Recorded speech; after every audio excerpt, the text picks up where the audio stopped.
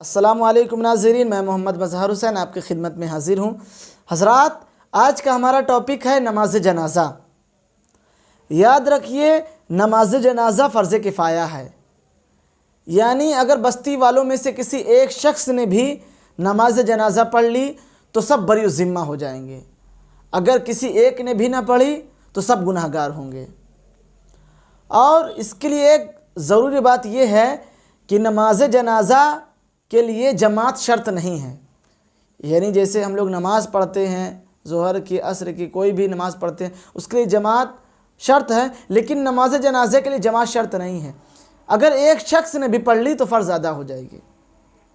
आज हम आपको 3 ऐसी चीज़ों के बारे में बताएंगे नमाज जनाज़ा में, जिन चीज़ों में अक्सर मुसलमान गलती करते हैं।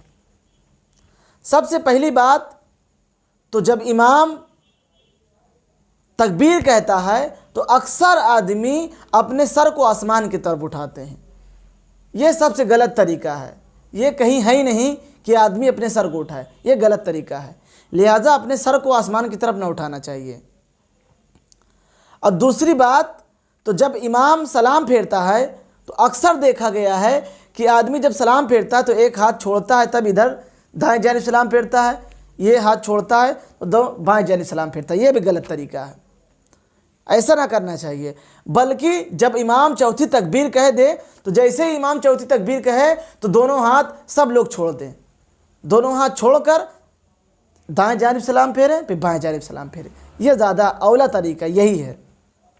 और तीसरी बात यह कि जब नमाज जनाज़ा के बाद जनाज़ा को ले जाने की बारी आती है तो कोई घर वाला बच्चों को अगरबत्ती पकड़ा देता है, वो आगे आगे अगरबत्ती लेके चलते रहते हैं। यह गलत तरीका है।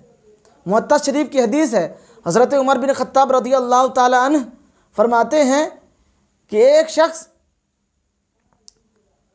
जनाज़ा में, मदीना में एक शख्स का जनाज़ा उठा, वो मैयत के आगे आगे आग लेकर जा रहा था। तो हज़रत उमर बिन ख़त्ताब रज़ी अल्लाह ताला ने उससे फरमाया कि एक शख्स मैयत को ऐसे ही अजाब दिया जा रहा है और तू आग जलाकर और अजाब में तक़वियत पहुँचा रहा है, लिहाजा इसको ऐसा ना करना चाहिए। हज़रत उमर बिन ख़त्ताब ने इसको मना फरमाया है।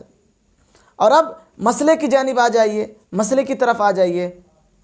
मिसाल के तौर पर नमाज जनाज़ा चल रही है, अगर किसी की 2 तकबीर, 1 तकबीर या 3 तकबीर छूट गई, तब आदमी क्या करे? अक्सर छूट जाती है आदमी की, तो क्या करे?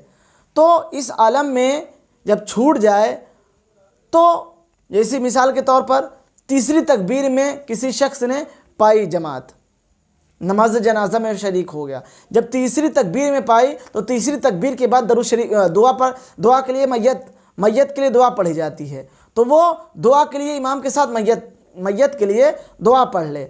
दुआ पढ़ने के बाद जब इमाम चौथी तकबीर कहे, चौथी तकबीर के बाद सलाम फेरे, तो वो सलाम फेरने के बाद 3 तकबीर कहेगा। यानी अगर उसके पास इतना ज़्यादा वक्त है कि लोग अभी नहीं आ रहे हैं उसके पास, तो वो पहली तकबीर के बाद सना पढ़ ले, दूसरी तकबीर के बाद दरूद शरीफ पढ़ ले, ये कर ले। और अब उसे डर है कि जब वो सना पढ़ेगा या दरूद शरीफ पढ़ेगा तो लोग उसके जानिब आने लगेंगे, तो क्या करे? वो दो तकबीर या 3 तकबीर जितनी छूटी है वो तुरंत सलाम फेरने के बाद, इमाम के एक जानिब सलाम फेरने के बाद 3 तकबीर कह ले, तब दोनों जानिब हाथ छोड़कर सलाम फेर दे। ये ज़्यादा बेहतर तरीका है। और अब कोई शख्स चौथी तकबीर में शामिल हुआ, अभी इमाम ने सलाम नहीं फेरा है, चौथी तकबीर में शामिल हुआ, तो वो क्या करे?